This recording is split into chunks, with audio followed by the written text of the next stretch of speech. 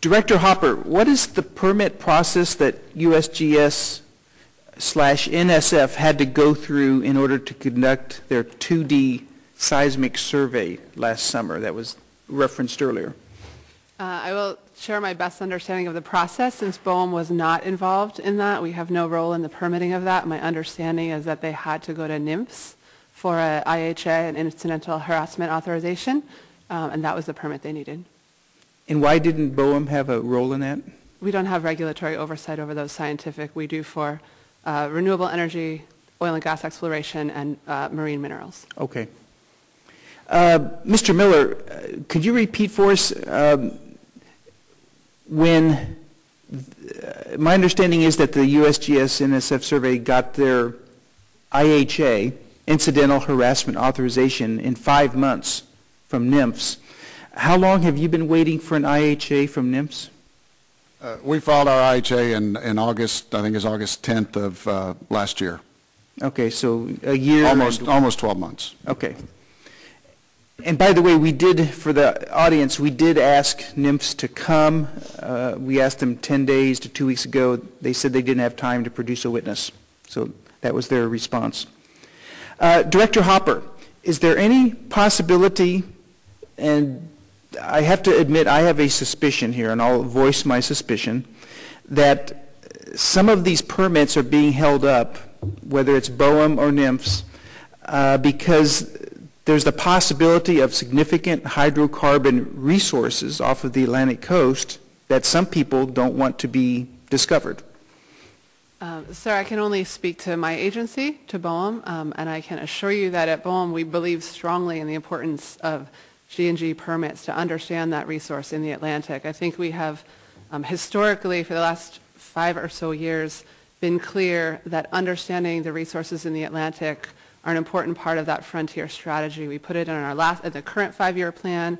As you know, we have a proposed sale in the next 5-year plan. So I would be happy to sort of lay out the timeline we have gone through that includes a fair amount of time spent with the Coastal Zone Management Act.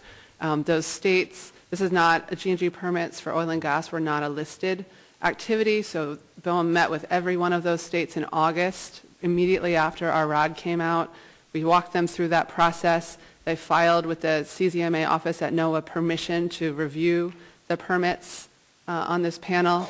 NOAA gave them that permission in November, I believe. The permittees coordinated with the CZMA offices. Those states gave us BOEM and the NOAA office back their conditions on the permits. So that has just happened in the last month, a couple of months, depending on when the permittees got their information. BOEM has also, we did 8 outreach meetings in 7 states up and down the Atlantic coast to talk with citizens and elected officials and fisheries management folks and CZMA offices about the process. That happened in late March and early and April. And we're doing our own environmental assessment. So we have walked through a pretty rigorous process, but as I said, we are married to the issuance of the IHA in order to issue the final G&G permits. How can this very complicated process, which you have said is a safe process, you've stated that, and I think you're accurate when you stated that. Why is it taking so long, and how can we simplify it? I think the challenge is that these surveys trigger many of the federal statutes, the Marine Mammal Protection Act, the Endangered Species Act, the Fisheries Act, and so each of the regulatory agencies need to ensure compliance with those, and so I think that's what takes a bit of time to do.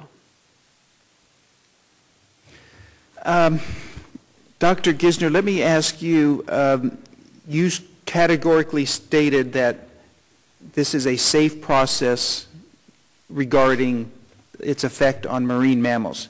Do you agree with what Dr. Nowacek said in his testimony in that regard? No, I don't, sir.